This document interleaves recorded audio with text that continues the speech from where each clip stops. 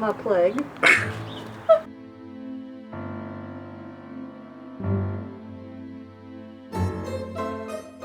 Hi there friends, I hope everyone is staying healthy and safe since I was indoors all weekend.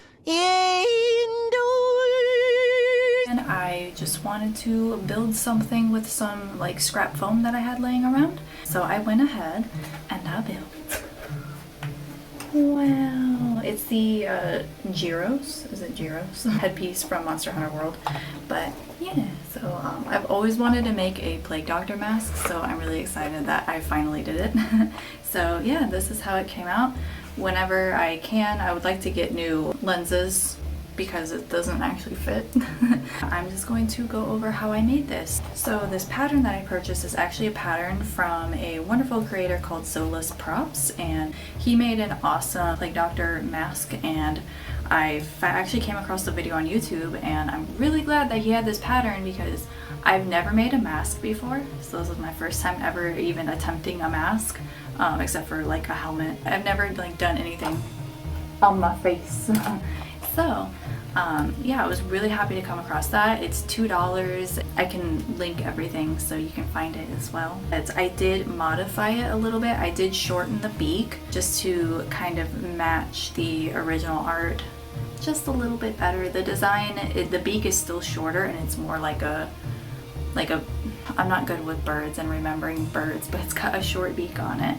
And I did end up extending this part, this nose, the upper nose part, up into the, like, where the goggles are a little more. So I don't really show the construction of this too much just because he has a whole video covering it with his pattern, so I don't want to spoil any of that.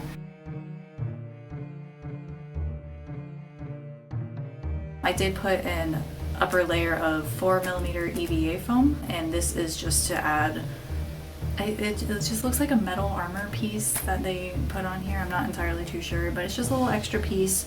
I am so grateful that I had these goggles laying around. These are just some steampunk goggles that I had. I had to take all this stuff off. There was a bunch of like random stuff on it, and they were brown, but I popped out the lenses because the lenses were green and I needed red. So I popped out the lenses and I glued them onto the mask here. I also cut little holes right here because if you look in the art, there's like some holes cut out, and it looks like it's filled with something. I did the best I could to kind of match what I saw in the art, which was some chains. I think it's chain, I'm not entirely too sure, but I put some chain in there and then I covered the inside of it with just some more foam. So it wasn't just a hole. But yeah, after everything was glued on, I gave everything a nice coat of Plasti Dip, and then I just painted everything. So the beak just got a coat of silver, and then goggles got silver, and then I went back with some black airbrush and I just airbrushed all of this on. So you can see there's a pretty cool little gradient there. I forgot to explain what I'm doing here. I just took some dark gray paint and a thick brush and I stippled the paint on to create a rough leather texture. And the whole mask, it just goes on and fits my face with the goggles. The lenses are clear Warbler. I tried using some plastic that I had laying around, but then I ended up cutting them too small, and then I was like, okay, I don't have any more clear plastic, so I'm just gonna use Warbler. So that's what I did. I took a red Sharpie and I just colored that because I had nothing else. I don't have any red film or anything, so I just colored it with some Sharpie. And once everything was done being painted, I installed these rivets. I don't have a tool right now to like stab all the way through, so what I did was I took the button part of the rivet and I just glued it to make it look like there's a rivet in there, but there's not, because it doesn't go all the way through. Also, all of the foam that I use is from the Foamery on Amazon, except for the 4mm I think I got from TNT Cosplay. And then the hat. Oh my goodness, this hat. Oh. Whoa. Oh. Whoa. Oh. Country roads, take me home. Y'all just eat your last haul. So, for the hat, I have never made a like Western style hat before, so I was really excited to attempt this. I didn't know what the hell I was doing. What I did was I just cut out a strip of patterning paper that I had, and I think it was like 4 inches tall, I think. But anyway, that would end up being the pattern for this part of the hat, the actual like structure of the hat. And then I put that paper onto some more patterning paper. So like I laid it down, I just like plopped it down, and then I drew up kind of like the shape that I wanted the foam to kind of like hold, like to curve into, if that makes any sense. So I came up with this oval look. Kind of like oval-ish. Then I took that pattern, I plopped that down onto my patterning paper, and I made the brim. So I basically traced out a really big circle, and I made sure this part right here where the folds are going to be were like extended a little bit to make room so that I could fold them up like a hat, like a cowboy hat. And I made these two strips right here. This is just a 6mm foam to get the details in these bones right here, because there's quite a bit of detail there. I took my Dremel and I moved it up and down along the foam until some cool little patterns happened and some cool little details and stuff. To get the detail on the part right here that has the eyelets on it, you can't really see it too well unless you're pretty close, but it does have a little bit of detail in it, and it's supposed to look like leather. And to get this effect, I just crumpled up some tinfoil, and then I heated up the foam and I just squished it into the foam, and it kind of makes a leather look to it. Definitely in person you can see it a lot better. Did the same thing with the top of the hat as well, so you can kind of see that. And then I took my wood burner tool and I engraved all of these fun little scale things. So all of those are done by hand. I was going to cut them out of 2mm foam and glue it onto there. I'm really glad that I didn't do that, because that would have taken a really long time.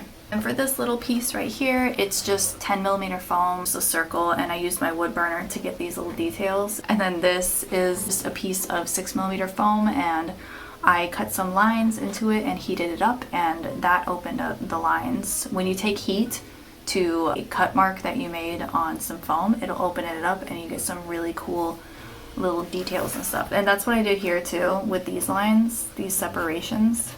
I just cut it and heated it up. Then everything got a coat of Plasti Dip. After the Plasti Dip, everything got a coat of black paint. This piece right here got a coat of some weird yellow cream color. I was going for more of a yellow because that's how it is represented in the art. It's definitely more of like a yellow bone. And then to get the brown detailing, I sealed it with some clear coat, and then I took some watered down brown paint and I rubbed it inside of all of the little crevices, and I took a rag and then I just wiped it off.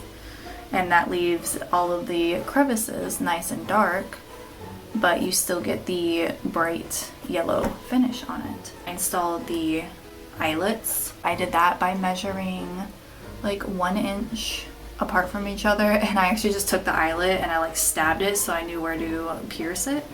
I pierced all the holes and then I installed all the eyelets. And there's just like some leather cording in the middle here. And I sponged some color on top here just to dirty it up a little bit, because if you look at the art, it's kind of dirty and gross and old and stuff. And then I cut out a little pattern for these triangles so that I would get the perfect shape all the way around. And I just painted the triangles. I did a coat of white so that the red would like really pop against that. And then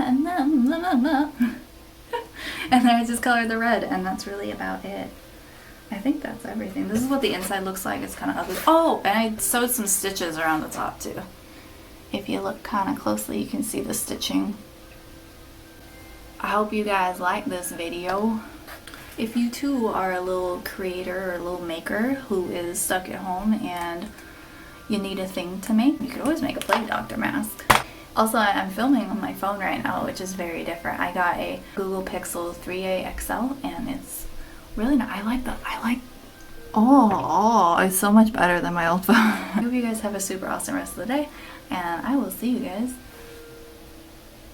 whenever I feel like editing any more Mewtwo stuff.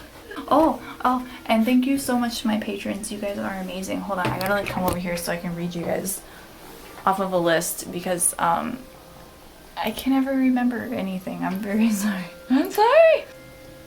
I'm getting very close for this, okay? Thank you so much to my patrons: Adam Hunt, Anime Crush, Blue Panda, Brian, Calvin Lewis, Catastrophe Kitten, David Rosenbaum, Devin Hansen, Eric, Helvigan, Jim W, Joey, Livy N, Logan Don Carlos, Malice Meridan, Ninja Rookie, Nanaman, Randy Vaughn, Robert Gallardo, Rusty Shackelford, Sakura Kitty Chan, Synergy Craft, Veldemir, and Yeet! Okay, have a super awesome rest of the day, guys, and be safe and stay inside if you can, and yeah, so, okay, bye!